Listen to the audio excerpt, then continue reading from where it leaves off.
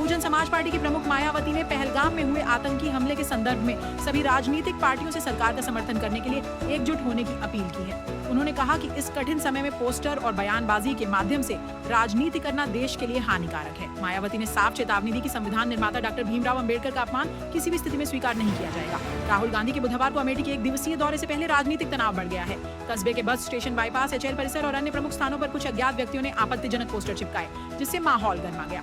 इन पोस्टरों में राहुल गांधी को आतंकवाद का साथी बताया गया और कांग्रेस नेताओं पर आतंकवाद को बढ़ावा देने का आरोप लगाया गया। यह पोस्टर रात के समय लगाए गए थे। मायावती ने अपने भतीजे आकाश आनंद का समर्थन करते हुए पार्टी में उनकी वापसी पर उठ रहे सवालों का जवाब दिया और विरोधियों पर कड़ा हमला किया। मायावती ने कहा कि कुछ लोग अपनी गलतियों को समझकर सुधारते हैं और ऐसे लोगों को फिर से स्वीकार किया जाता है। उन्होंने पार्टी कार्यकर्ताओं से आकाश को प्रोत्साहित करने की अपील की ताकि वह पूरी मेहनत से पार्टी के कार्यों में शामिल हो सके। रायबरेली में मंगलवार को दिशा की बैठक के दौरान सलोन की ब्लॉक प्रमुख अंजू कुशवाहा ने एक महिला की पीड़ा को साझा किया। उन्होंने कहा, राहुल जी, हमारे ब्लॉक के शैलेंद्र मौर्य की हत्या कर दी गई। उनकी पत्नी मृत्यु प्रमाण पत्र के लिए दर दर भटक रही है, लेकिन अब तक प्रमाण पत्र नहीं मिल पाया है। राहुल गांधी ने इस पर मदद का वादा किया। इसके बाद अंजू कुशवाहा ने स्वीकार किया कि यह पहली बार है जब वह इस मंच पर बोल रही है, जिससे वह घबराई हुई है, लेकिन अगले बार बोलने पर वह नहीं घबराएंगी। उत्तर प्रदेश सरकार ने सोमवार शाम को 6 आईएएस अधिकारियों के पदों में बदलाव किया है। 1999 बैच की आईएएस अधिकारी संयुक्ता समद्दार को प्रमुख सचिव राजनीतिक पेंशन एवं नागरिक सुरक्षा विभाग के साथ साथ प्रमुख सचिव अल्पसंख्यक कल्याण एवं मुस्लिम वक्फ विभाग का अतिरिक्त प्रभार सौंपा गया है। यह जिम्मेदारी मोनिका एस गर्ग को 30 अप्रैल को सेवानिवृत्त होने के बाद दी गई है। प्रतापगढ़ के जिलाधिकारी ने गुलशन यादव के खिलाफ कुर्की का आदेश जारी किया है। इस आदेश के तहत गुलशन यादव की करोड़ों की आवासीय संपत्ति, बैंक खाते और लग्जरी वाहन कुर्क किए जाएंगे। गुलशन यादव समाजवादी पार्टी के कार्यवाहक जिलाध्यक्ष हैं और 2022 में राजा भैया के खिलाफ कुंडा विधानसभा से सपा के टिकट पर चुनाव लड़े थे। गर्मी की शुरुआत होते ही उत्तर प्रदेश रोडवेज की बसों में यात्रा करना महंगा हो गया है। परिवहन निगम ने वातानुकूलित बसों के किराए में 10% की वृद्धि की है, जो 1 मई से प्रभावी होगी। इसका मतलब यह है कि अब ऐसी बसों में सफर करने के लिए पहले जो 100 रुपए देने पड़ते थे, अब आपको 10 रुपए अधिक चुकाने होंगे। उत्तर प्रदेश पावर कॉर्पोरेशन अब बिजली कर्मचारियों के घरों में भी स्मार्ट मीटर लगाएगा। यह कदम काउंटिंग प्रक्रिया को बेहतर बनाने के उद्देश्य से उठाया गया है और कर्मचारियों की सुविधाओं में कोई कमी नहीं की जाएगी। कॉर्पोरेशन के अध्यक्ष ने विद्युत बिल वसूली को बढ़ाने और सरकारी कार्यालयों में स्मार्ट मीटर लगाने की प्रक्रिया को तेज करने के निर्देश दिए हैं। उत्तर प्रदेश में मौसम में तेजी से बदलाव आ रहा है। राजधानी लखनऊ और गोरखपुर सहित करीब 40 जिलों में मौसम के बदलने से लोगों को भीषण गर्मी से राहत मिली है।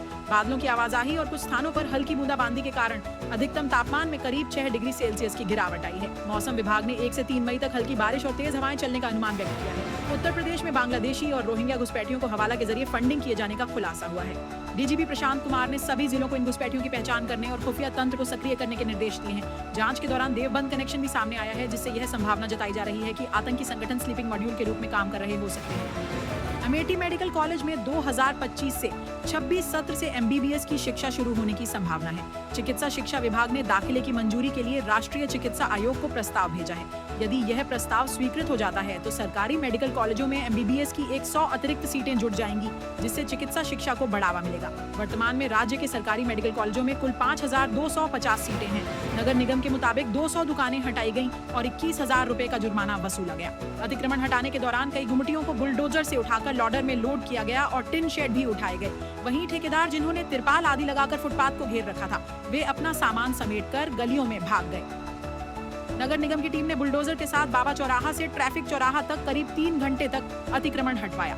इस दौरान उन लोगों में हड़कंप मच गया जिन्होंने फुटपाथ और सड़क पर अपना कब्जा समझा था।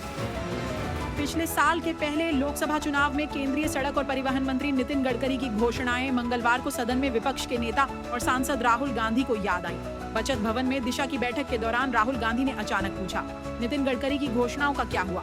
उन्होंने लालगंज और बछरावा में बाईपास और रायबरेली लालगंज को 4 लेन बनाने की घोषणाओं का जिक्र किया। एनएचएआई के परियोजना निदेशक ने जवाब दिया, मैंने यहाँ हाल ही में ज्वाइन किया है, लेकिन 2 दिन में पता लगाकर बताऊंगा। उत्तर प्रदेश में बुधवार को प्रवर्तन निदेशालय ईडी की टीम ने अंसल ग्रुप के ठिकानों पर छापेमारी की। टीम लखनऊ, गाजियाबाद और अन्य 5 स्थानों पर दस्तावेजों की जांच कर रही है। प्रयागराज में माफिया अतीक अहमद से मुक्त कराई गई जमीन पर अवैध प्लॉटिंग करने वालों के खिलाफ एफआईआर दर्ज की जाएगी। जांच के बाद रिपोर्ट उच्च अधिकारियों को भेजी गई है, जिसमें पर्यवेक्षक की भूमिका पर भी सवाल उठाए गए हैं। हिस्ट्री शीटर सहित कई लोगों ने इस जमीन पर कब्जा कर लिया था। पुलिस इस मामले में जल्दी ही मुकदमा दर्ज करेगी। इलाहाबाद हाई कोर्ट में यूट्यूबर एल्विश यादव ने कथित रेव पार्टी आयोजित करने और सांप के जहर के दुरुपयोग से संबंधित मुकदमे की चार्जशीट और जारी समन आदेश को चुनौती दी है।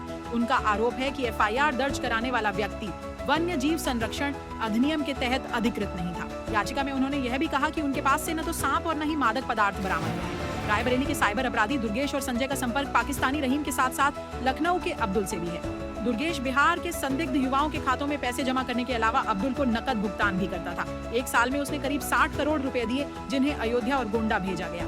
यह आशंका जताई जा रही है कि लखनऊ में बैठा अब्दुल अयोध्या के लिए कोई बड़ी योजना बना रहा है।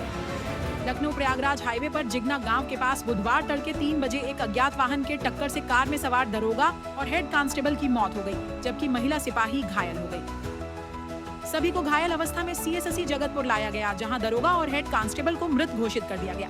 जगतपुर पुलिस के अनुसार दरोगा प्रदीप कुमार की तैनाती मेरठ में, हेड कांस्टेबल की लखनऊ में और महिला सिपाही की तैनाती नोएडा में थी। वाराणसी के खोजवा स्थित शंकुलधारा में आज कन्यादान महोत्सव का आयोजन किया गया है। इस कार्यक्रम में सरसंघचालक मोहन भागवत की उपस्थिति में 125 जोड़े विवाह के पवित्र बंधन में बंधेंगे। संघ प्रमुख भी एक बेटी का कन्यादान पांव पखार कर करेंगे। आजमगढ़ शहर के डीएवी कॉलेज के पास तमसा नदी के किनारे एक शॉकिंग घटना सामने आई। अज्ञात व्यक्ति ने 2 नवजात बच्चियों को झोले में डालकर झाड़ियों में फेंक दिया।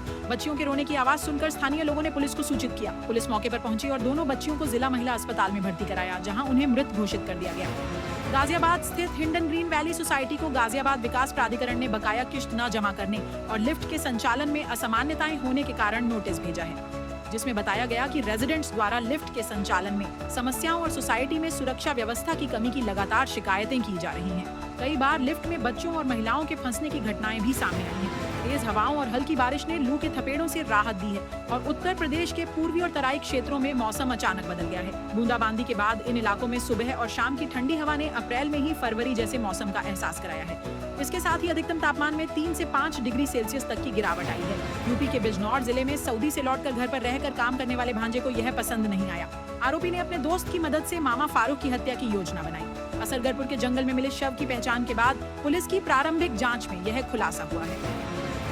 महाकुंभ में विभिन्न प्रकार के कलाकारों के ठहरने और खान-पान की व्यवस्था की गई थी, लेकिन इस मामले में कई खामियां सामने आई हैं। संस्कृति विभाग में वाद्य यंत्रों और कलाकारों से संबंधित कई स्तरों पर गड़बड़ियां हुई हैं। कुछ मामलों की जांच जारी है, जबकि कुछ को विभाग द्वारा दबा दिया गया है। महाकुंभ में कलाकारों के ठहरने के लिए टेंट सिटी और खानपान की व्यवस्था की गई थी, लेकिन इसमें कई कमियां और अन्य अनियमितताएं सामने आई हैं। जौनपुर जिले से एक चौंकाने वाली घटना सामने आई है। शाहगंज रेलवे स्टेशन पर सो रहे एक परिवार का 1 माह का बच्चा चोर ने चोरी कर लिया। बच्चा लेकर भाग रहे चोर का पीछा आरपीएफ और जीआरपी ने किया, जिसके बाद उसने बच्चे को तालाब में फेंक दिया।